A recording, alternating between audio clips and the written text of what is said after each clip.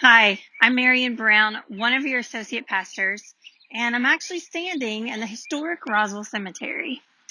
I am standing by the marker from the history of our church.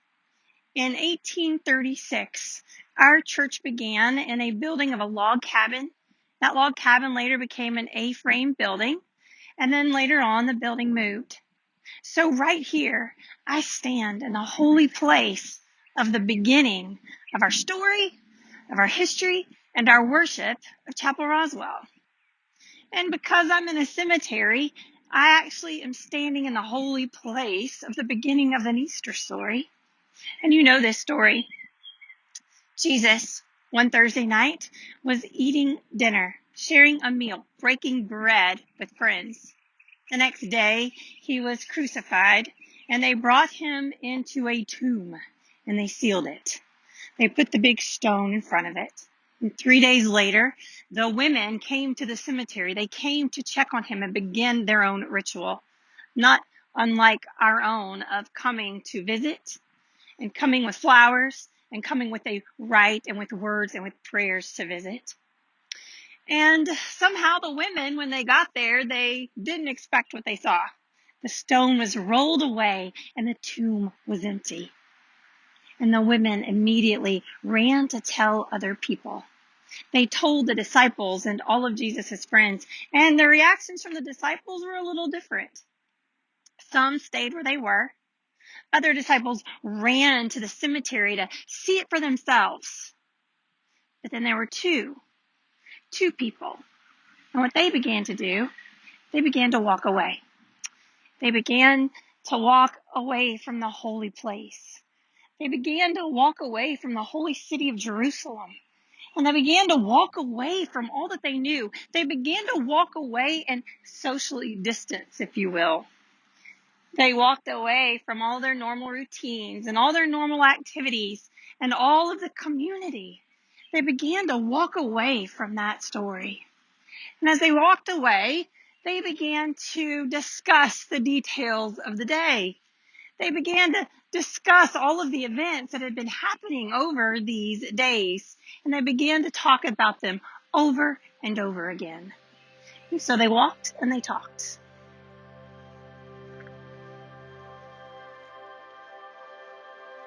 While they were talking and discussing, Jesus himself came near and went with them, but their eyes were kept from recognizing him.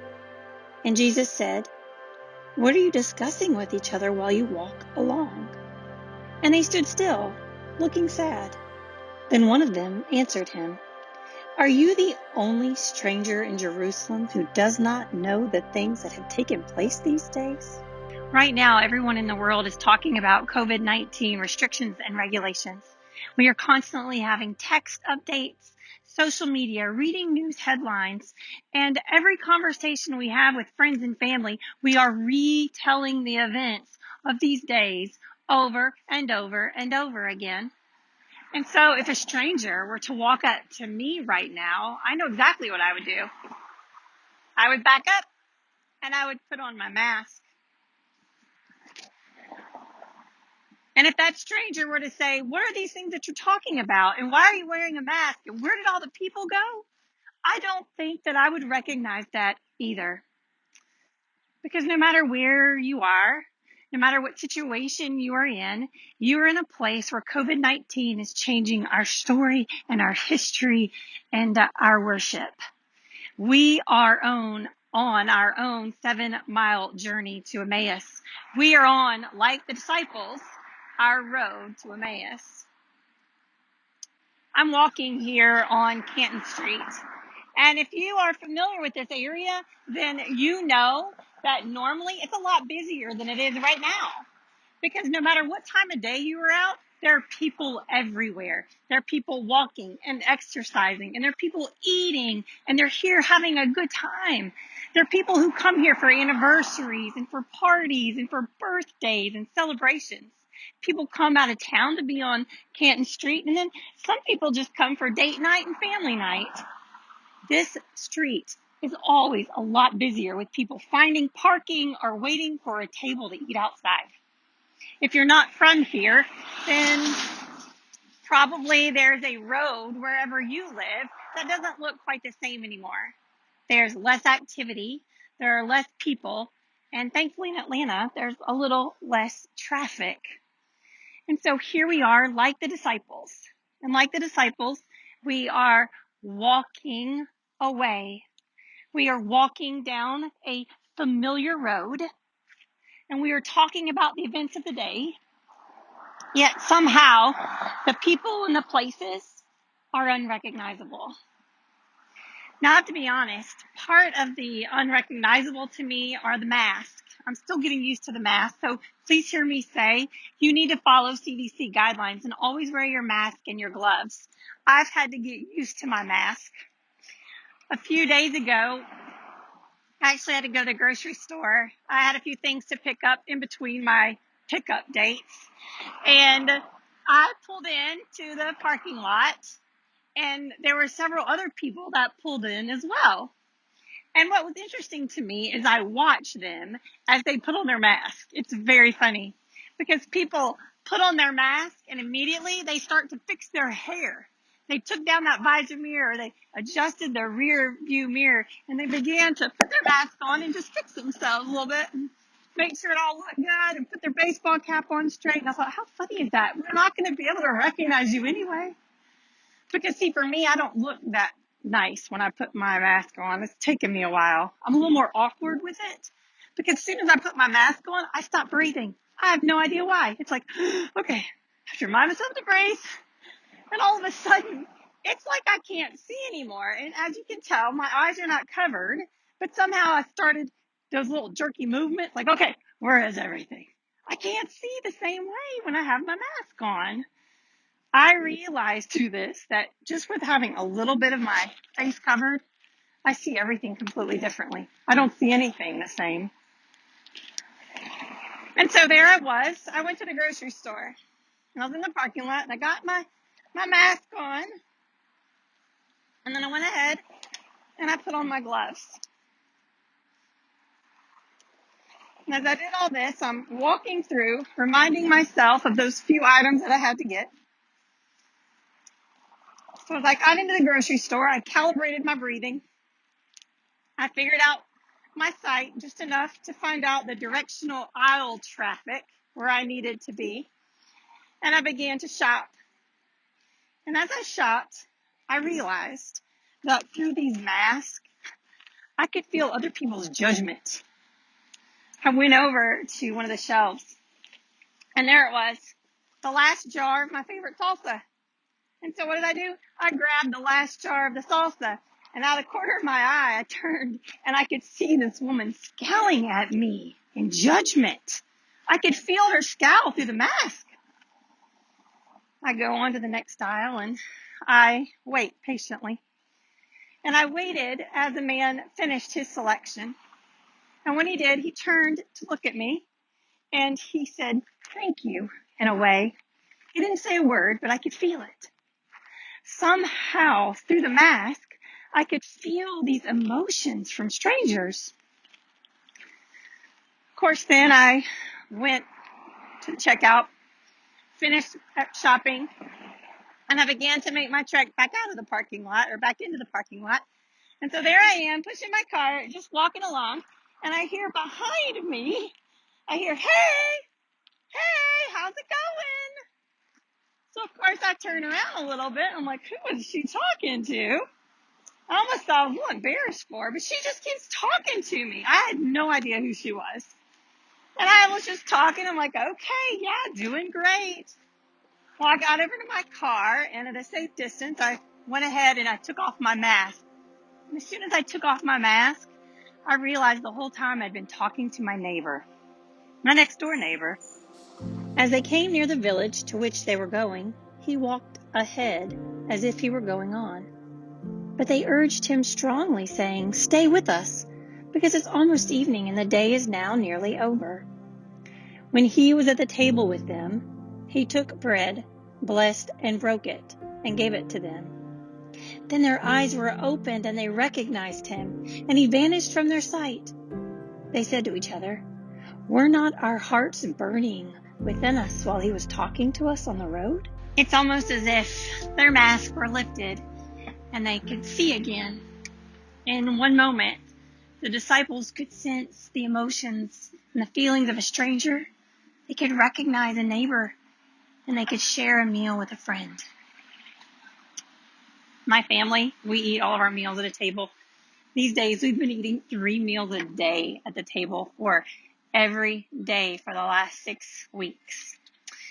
And a few days ago, my daughter came up to me and she said, "Mommy, we need to have a little conversation. Can I talk to you about something?" I said, "Sure, of course you can."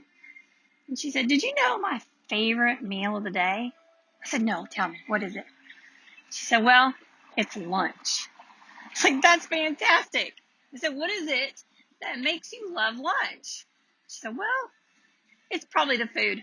I just love lunch food." I said, "That's really interesting." And I thought the conversation was over, but it wasn't. She's like, "Mom, there's more."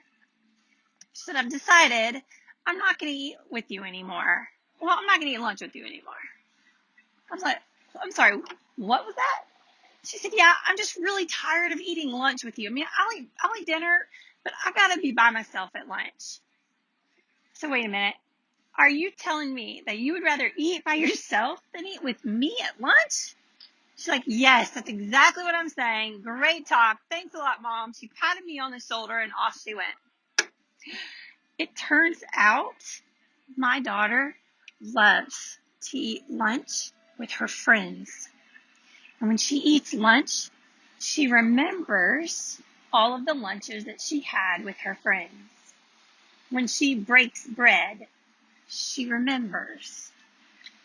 I asked her a follow-up question later, and I said, "Why is it that you want to be by yourself at lunchtime?"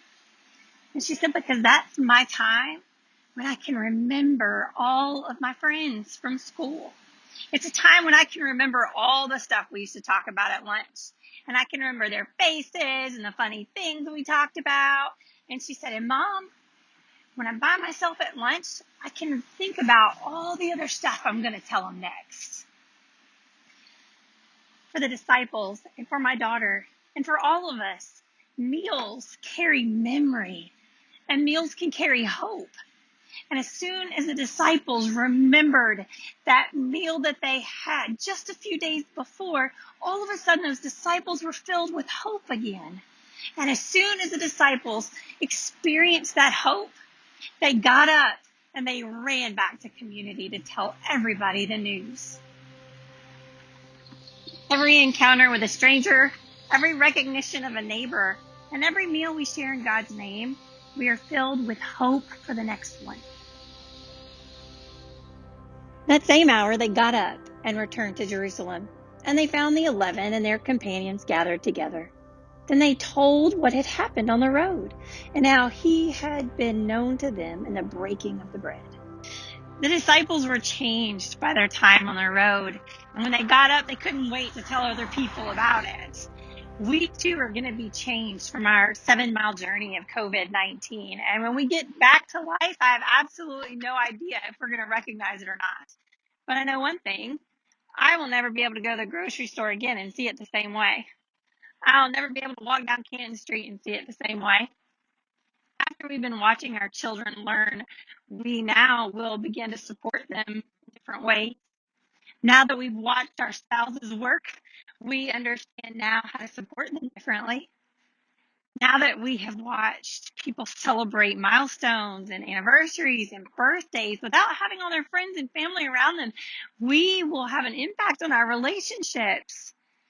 After watching people grieve deaths without having that support group they needed around them, we will be present for one another in new ways. And now, after watching all of the creative and amazing ways that people are connecting, everything about our lives we should see differently. And we should see God in all of those things. I am looking forward to a time when the mask can be lifted and we can all sit around a table again. And I cannot wait. I hope that you get up as fast as you can, take all the mask off, and run. Run back to the holy place. Run back to your community of faith so that we can tell each other all about the things that happened on the road. I look forward to officially becoming your lead preacher in July 1st. And so now we end our walk, same place we began our walk. We stand in our own holy place. We stand in that holy place of our story and our history and our worship as Chapel Roswell.